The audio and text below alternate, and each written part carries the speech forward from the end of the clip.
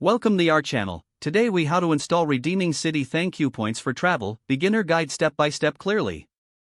To start redeeming your Citi ThankYou points for travel, first, sign in to your Citi account. Once logged in, navigate to the ThankYou rewards section. Look for the travel option within the rewards menu.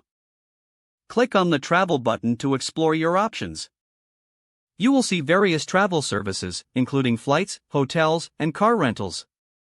Select the type of travel you would like to book. If booking a flight, enter your departure and arrival cities. Choose your travel dates and the number of passengers. Click on the search button to see available flights.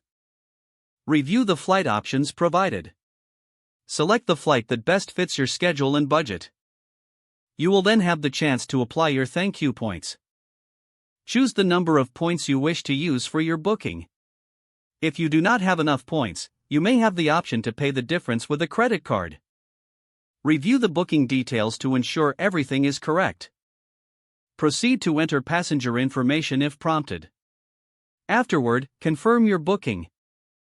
You will receive a confirmation email shortly after completion.